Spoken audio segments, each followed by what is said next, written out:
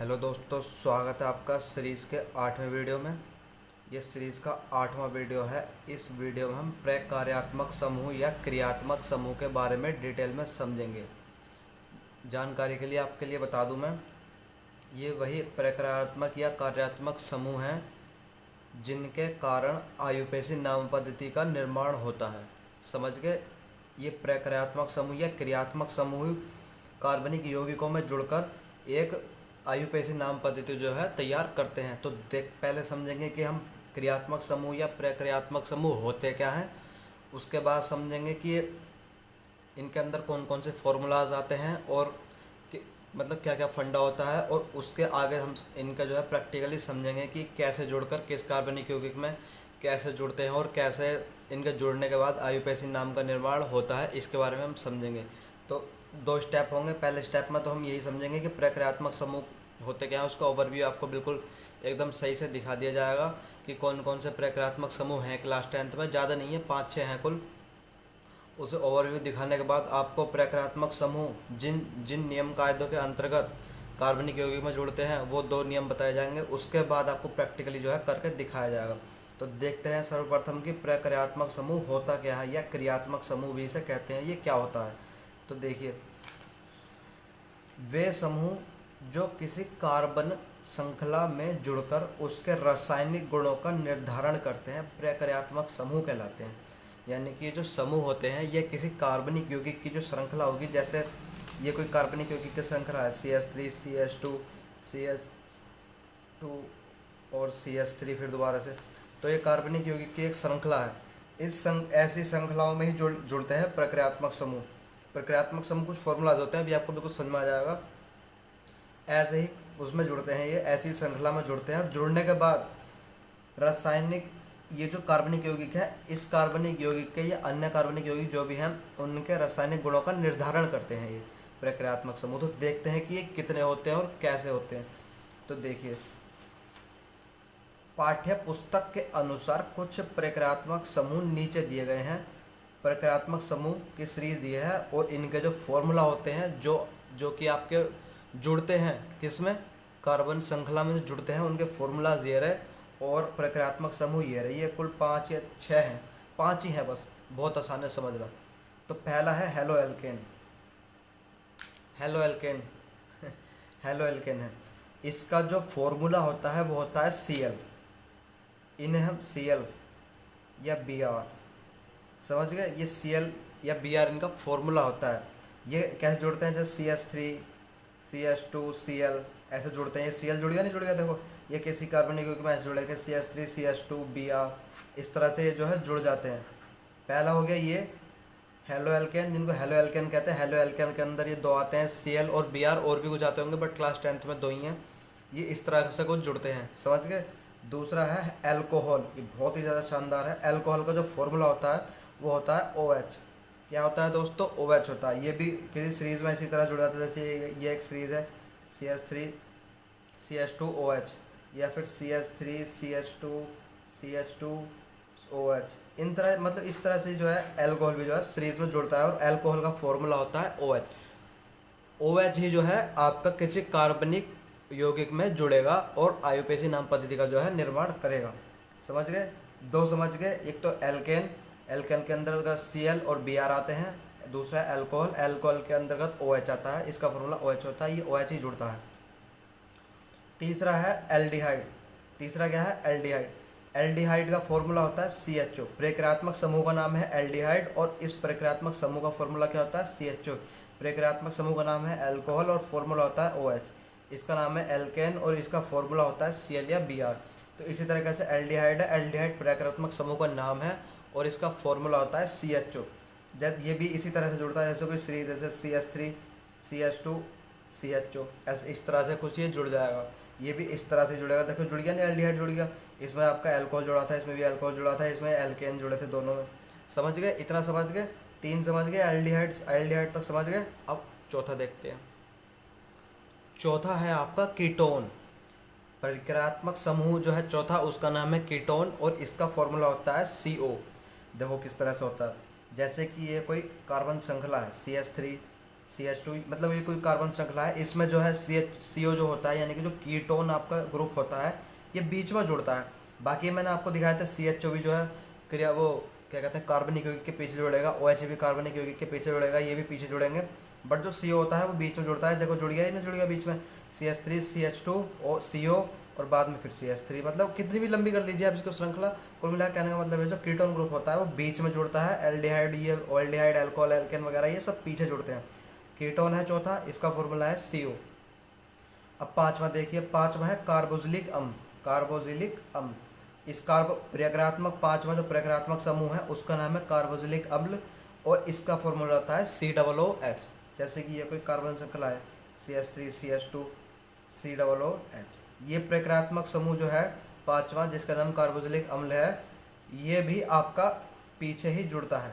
Ketone group जो होता है वो खाली कार्बनिक यौगिक के बीच में जुड़ता है, बाकी सब जो है बीच में जुड़ते हैं, मतलब पीछे जुड़ते हैं, बाकी सब पीछे जुड़ते हैं। कार्बोजिलिक अम्ल, एल्डिहाइड, अल्कोहल, एल्केन ये सब पीछे जुड़ते हैं कार्बनिक यौगिक के। तो आप समझ गए पांच जो प्रक्रियात्मक समूह हैं पांच ही हैं, पांच के बारे में आप समझ गए, बहुत आसान है। कार्बोजिलिक अम्ल का फॉर्मूला होता है COOH, कीटोन का होता है CO और एल्डिहाइड का होता है CHO, अल्कोहल का होता है OH और एल्केन वगैरह में आता है Cl और Br। तो देखिए आगे देखते हैं कि ये किस तरह से जुड़ते हैं और किस तरह से फिर आयुपेशी नामकरण होता है। देखिए देखिए कार्बनिक यौगिकों की नाम पद्धति तथा या अथवा कार्बनिक यौगिकों के आयुपेशी नाम। अब हम आयुपेशी नाम बनाना सीखेंगे किसकी सहायता से, प्रक्रियात्मक समूह या क्रियात्मक समूह की सहायता से। तो देखिए दो नियम है, दोनों नियम आप फॉलो करोगे और उसके बाद कार्बनिक यौगिकों के पीछे प्रक्रियात्मक समूह लगाओगे, उसके बाद आपका जो है आयुपेशी नाम जो है बिल्कुल बनकर तैयार हो जाएगा। तो ये दो फॉर्मूले हैं।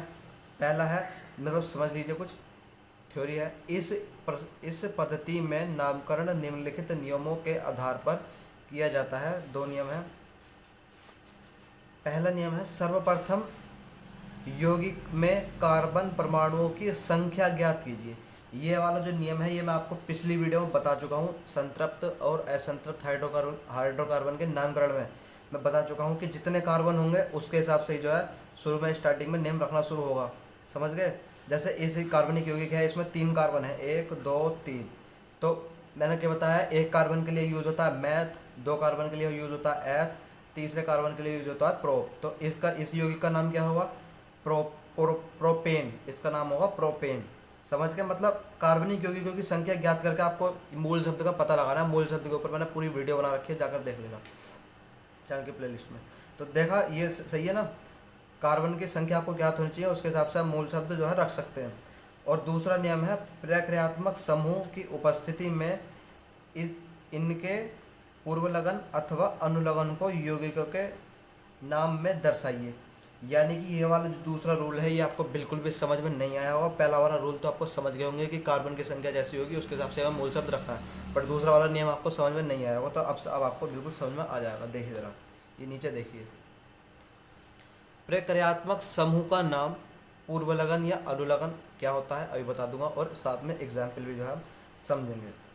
तो दूसरा नियम मैंने यहीं रोक दिया है, इसको देखते हैं, सारणी को देखते हैं। तो प्रक्रियात्मक समूह, जैसे हेलो एल्केन मैंने पहले बताया था कि हेलो एल्केन जो है एक प्रक्रियात्मक समूह जो है, एक हेलो एल्केन एक प्रक्रियात्मक समूह है। तो ये कैसे जुड़ता है यौगिक में, ये जुड़ने के बाद जो बोला जाता है प्रक्रियात्मक समूह का फॉर्मूला होता है Cl या Br, और इसका पूर्वलगन या अनुलगन होता है क्लोरो या ब्रोमो। Cl जुड़ेगा तो हम क्लोरो बोलेंगे और अगर Br जुड़ेगा तो हम ब्रोमो बोलेंगे। कब बोलेंगे, ये कब बोलने वाला जो फंडा है यही तो है पूर्वलगन या अनुलगन।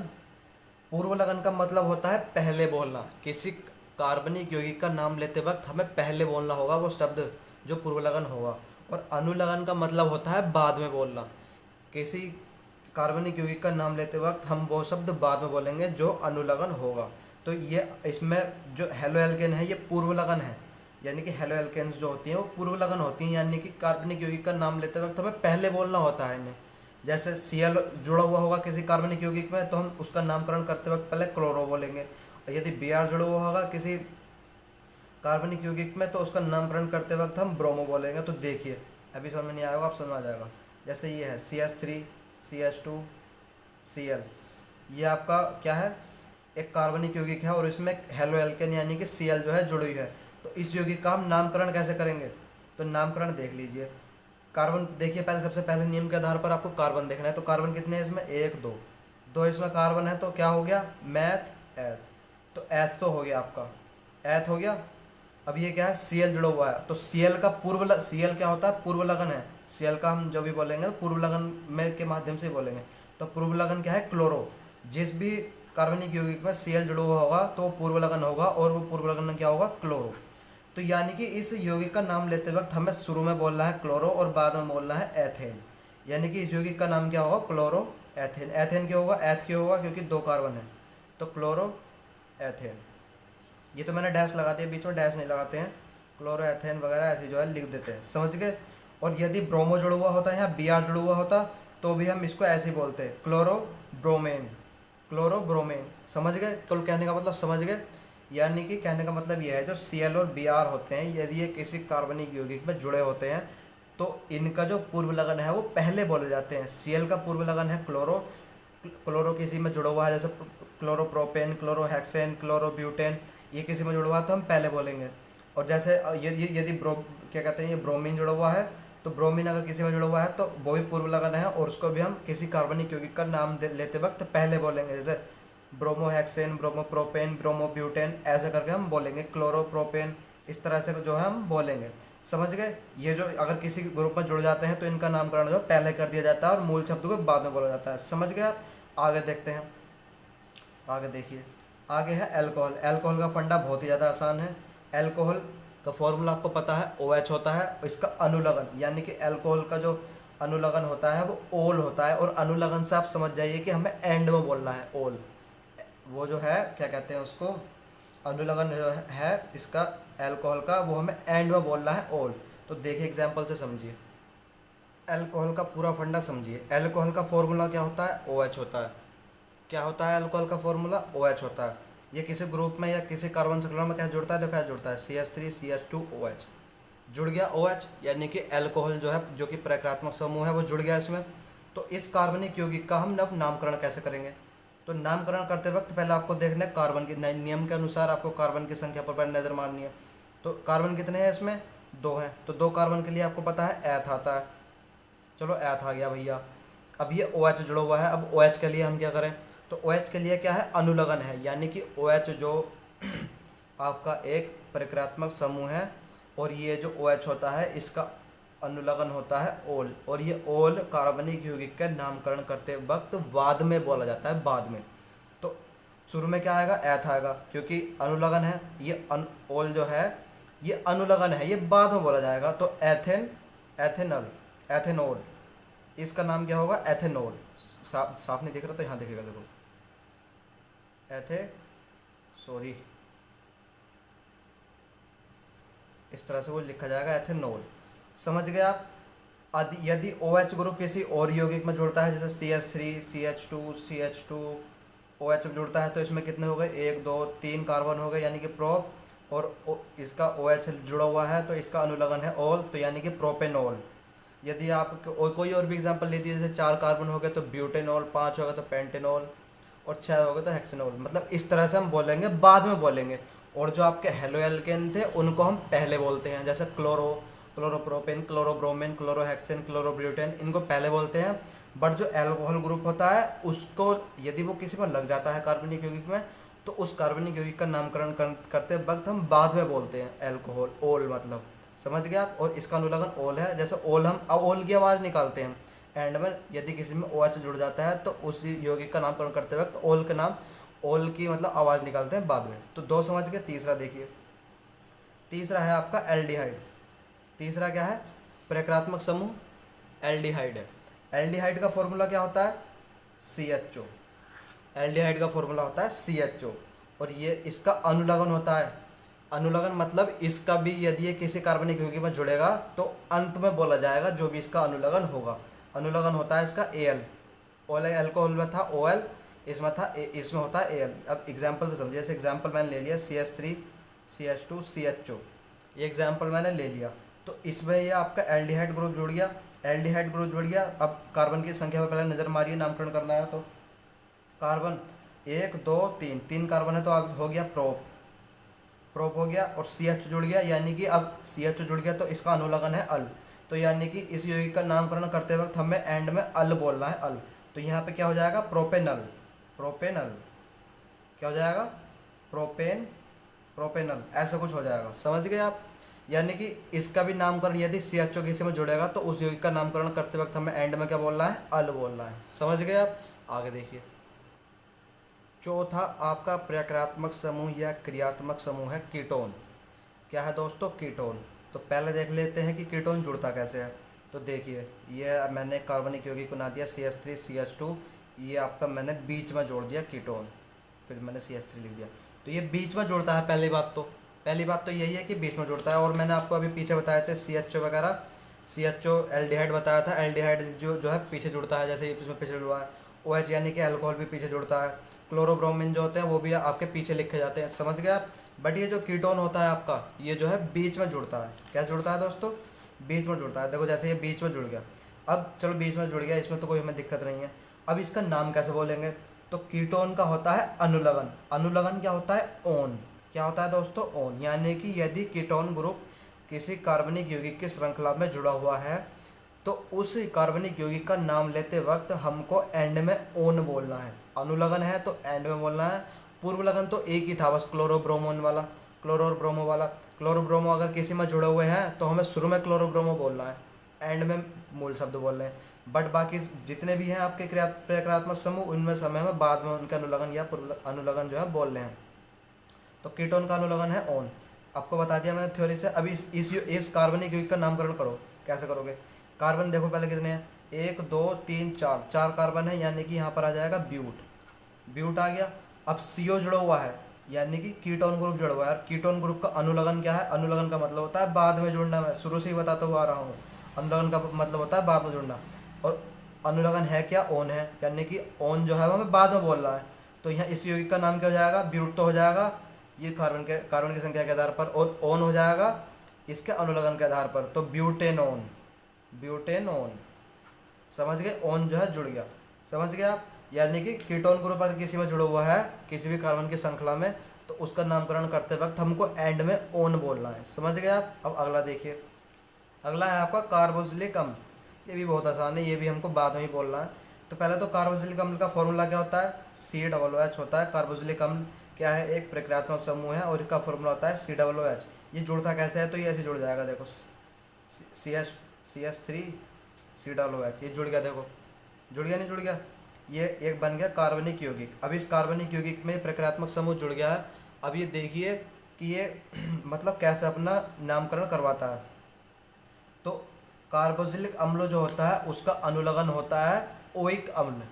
क्या होता है, ओइक अम्ल। अर्थात किसी कार्बनिक यौगिक में अगर कार्बोक्सिलिक अम्ल यानी कि COOH जुड़ा हुआ है तो उस कार्बनिक यौगिक का नामकरण करते वक्त हमको एंड में ओइक अम्ल बोलना है। ओइक अम्ल हम एंड में अपने मुंह से जो है आवाज़ निकालेंगे। तो इस यौगिक का नामकरण कैसे करेंगे, पहले तो कार्बन की संख्या देखिए, तो 1 2 यानी कि मैथ एथ, तो प्रोप हो गया, चलो प्रोप तो हो गया मूल शब्द के आधार पर। अब COOH जो जुड़ा हुआ है वो क्रियात्मक समूह, इस क्रियात्मक समूह का अनुलग्न क्या होता है, ओइक अम्ल, यानी कि प्रोपेनोइक अम्ल, प्रोपेनोइक अम्ल, समझ गए कैसे होगा। कार्बोक्सिलिक अम्ल अगर यदि किसी उसमें जुड़ा हुआ है कार्बन की श्रृंखला में तो हमें उसका नामकरण करते वक्त ओइक अम्ल बोलना है। यदि कीटोन किसी उसमें जुड़ा हुआ है कार्बन श्रृंखला में तो उसका नामकरण करते वक्त हमको एंड में ओन बोलना है, जैसे कि प्रोपेनोन। और इसका एग्जांपल बताऊं तो प्रोपेनोइक अम्ल या एथेनोइक अम्ल, कुछ भी। और यदि अल्कोहल किसी में जुड़ा हुआ है यानी कि OH वाला ग्रुप किसी में जुड़ा हुआ है तो उस यौगिक का नामकरण करते वक्त हमको एंड में क्या बोलना है, उसका नामकरण करते वक्त हमको बोलना है ओल, यानी जैसे कि प्रोपेनोल, एथेनॉल, ब्यूटेनॉल। यदि क्लोरोब्रोमो किसी में जुड़ा हुआ है तो उसका होता है पूर्व लगन, उसको हमको पहले बोलना, बस इतना याद रख लो। जैसे क्लोरोप्रोपेन, क्लोरोमेथेन मैं आपको पहले बता चुका हूँ। तो दोस्तों वीडियो पसंद आई तो वीडियो को करना लाइक और चैनल को करना सब्सक्राइब। मिलते हैं नेक्स्ट वीडियो में, तब तक पढ़ते रहें।